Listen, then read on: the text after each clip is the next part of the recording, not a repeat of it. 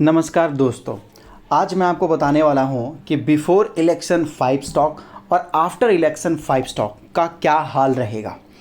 मैं जब भी वीडियो बनाऊंगा तो सर ये बॉर्डर डाल दिया करूंगा। ये बॉर्डर डालने से आपको पता चल जाएगा कि स्टॉक मार्केट का नॉलेज में ये वीडियो बनाया गया है, इस चैनल पे वीडियो बनाया गया है। तो अगर आप लोगों ने अभी तक चैनल को सब्सक्राइब नहीं किया है तो जाइए जाकर अभी तुरंत चैनल को सब्सक्राइब कीजिए, ताकि इस चैनल में आप लोगों को नॉलेज भी मिलता रहता है, कंपनियों के बारे में जानकारी भी मिलता रहता है, कब क्या करना है, प्रॉफिट बुक करना है, स्टॉक मार्केट में क्या नंबर 1 में चल रहा है, क्या ट्रेंडिंग में चल रहा है, क्या बिगनर्स के लिए, सब कुछ यहाँ पर आपको बताया जाता है। तो चैनल को सब्सक्राइब किए बिना खाली हाथ तो बिल्कुल मत जाइएगा। तो देखिए, जिस तरीके से सर इलेक्शन हो रहा है यहाँ पर, तो बिफोर इलेक्शन अगर आप देखोगे तो जो भी बजट होता है सर, बजट के दम पे मान लेते हैं कि सर बीजेपी की सरकार है और बीजेपी की सरकार है जब, तो बजट भी जब अनाउंस किया जाएगा तो ये अपने हिसाब से ये लोग देंगे कि भाई इंफ्रास्ट्रक्चर को कितना देना है, हाउसिंग डेवलपमेंट को कितना देना है, रेलवे को कितना देना है, किसको देना है, नहीं देना है करके इस हिसाब से सर ये लोग क्या कर लेते हैं, पहले से प्लान कर लेते हैं। तो अगर कल के डेट में कुछ होता है तो ये लोग क्या करते हैं सर, रूल्स एंड रेगुलेशन अगर मान लेते हैं कि दूसरी पार्टी आती है, अगर फेवर में दूसरी पार्टी आ जाती है गवर्नमेंट, तो होगा क्या कि वहाँ पर सर जो आपको नेक्स्ट बजट आपको देखने को मिल जाएगा वो थोड़ा अलग हो जाएगा। कहने का मतलब है कि सर हो सकता है कि अगले बजट में एलोकेशन अलग हो सकता है कि भाई 100 रुपये है तो 100 रुपये में से कहाँ कहाँ जाएगा, नहीं जाएगा, ये जो है अगले बजट में, जैसे कि इंटीरियम बजट आपको देखने को मिला, तो हो सकता है कि मतलब कुछ चेंजेस आपको देखने को मिल जाए। बिकॉज ऑफ इलेक्शन आधा बजट हुआ है, आधा बजट अभी होना बाकी है सर। तो होता क्या है कि आप लोगों ने देखा होगा, इसकी वजह से सर पीएसयू स्टॉक्स पे ज़्यादा इंपैक्ट पड़ता है। और आप लोगों ने देखा होगा सर पिछले 1 साल में क्या, मतलब पिछले 2-4 सालों में पीएसयू स्टॉक्स ने सर कुछ ज़्यादा ही अच्छा खासा रिटर्न निकाल के दिखा रखा है। बताया गया कि 1 साल का रिटर्न आपको बताया गया, कितना अच्छा रिटर्न निकाल के दिया गया सर, 400, 500, 200, 100, मतलब आराम से सर काफ़ी बड़े बड़े रिटर्न आपको देखने को मिले हैं सर। मिले कि नहीं मिले, बहुत अच्छे से रिटर्न देखने को मिले। और ये तो सर केवल मैं आपको नमूना दिखा रहा हूँ। कहने का मतलब है कि सर गवर्नमेंट सब कुछ डिसाइड करती है, और जब गवर्नमेंट सब कुछ डिसाइड करती है तो सर गवर्नमेंट क्या करती है कि स्टॉक्स को पहले ही खरीद के रख लेती है, क्योंकि उनको पता है कि भाई मैं जो है इसी सेक्टर में डेवलप करने वाला हूं, तो इसी सेक्टर वाले स्टॉक्स को खरीदो। कहने का मतलब है आप लोगों ने फोकस किया होगा सर, जैसे कि मान लेते हैं डिफेंस स्टॉक्स के बारे में बात कर लेते हैं। डिफेंस में सर सरकार से रिलेटेड सारे डिफेंस स्टॉक्स जो है मल्टी बगर बन चुके हैं, लेकिन सर जो प्राइवेट कंपनियां क्या वो मल्टी बगर बनी है? जैसे कि पारस डिफेंस देखोगे, वन मोर डिफेंस कंपनी है, क्या वो बनी है सर मल्टी बगर? नहीं बनी है। गवर्नमेंट वाले सारे डिफेंस वाले कंपनियां सर 5 गुना 10 गुना तक हो चुकी है।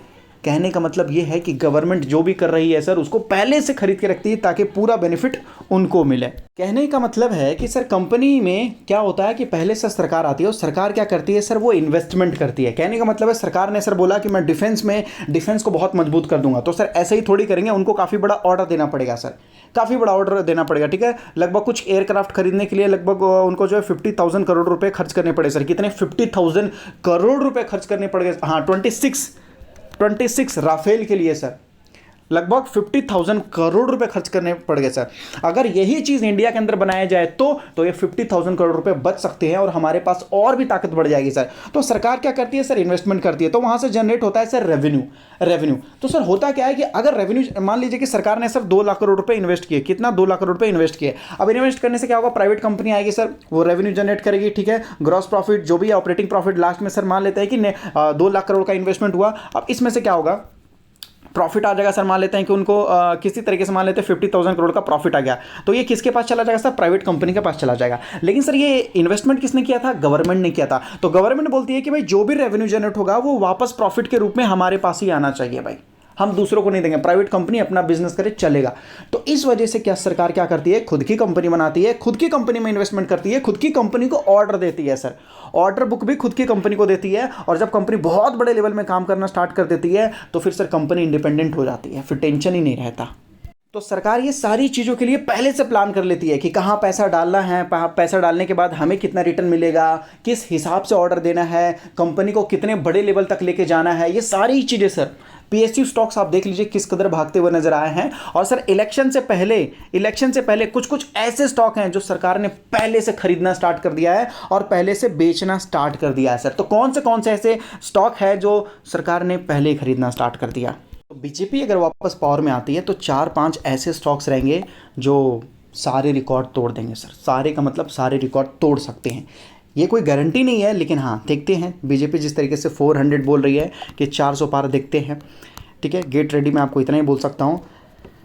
ये देख सकते हो, बताया जा रहा है प्रेसिडेंट ऑफ इंडिया बहुत बड़ा पोर्टफोलियो सर, इतना बड़ा पोर्टफोलियो क्या ही बताऊँ मैं आपको। यहाँ पर सर आपको बताया जाता है इन्होंने कि भाई रिसेंटली बॉट, अभी अभी इन्होंने क्या खरीदा है, अभी अभी क्या खरीदा है इन्होंने, ठीक है।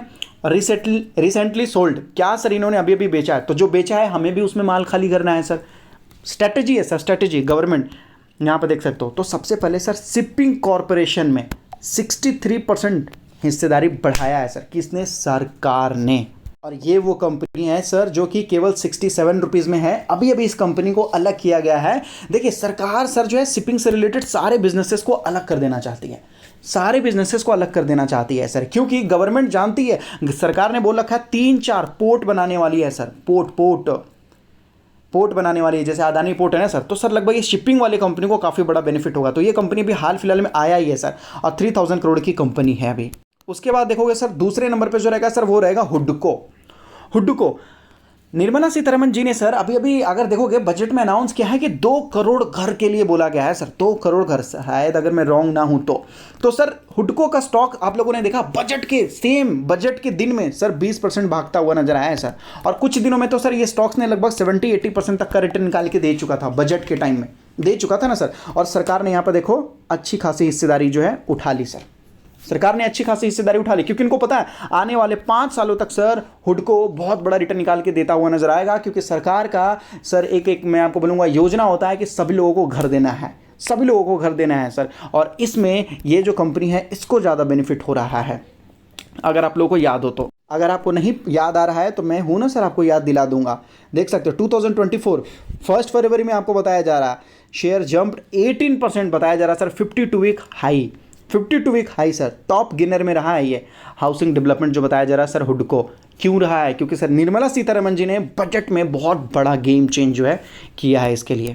तो गवर्नमेंट बहुत ज़्यादा इंटेलिजेंट है सर, इस वजह से चीज़ों को पहले से खरीद के रख लेता है। उसके बाद अगर आप देखोगे तो sir State Bank of India अगर आप देखोगे तो सर सरकार का फेवरेट ही बन चुका है। और सबसे ज़्यादा पैसा कमाने वाला अगर आप देखोगे तो सर बैंकों में स्टेट बैंक ऑफ इंडिया आगे बढ़ता हुआ नजर आ रहा है सर। अदानी को लोन देने में स्टेट बैंक ऑफ इंडिया, बड़े बड़े बिजनेसेस को, रिस्की बिजनेस को लोन देने में sir State Bank of India, हर एक चीज़ में sir State Bank of India बहुत आगे जा रहा है, हर एक चीज़ में।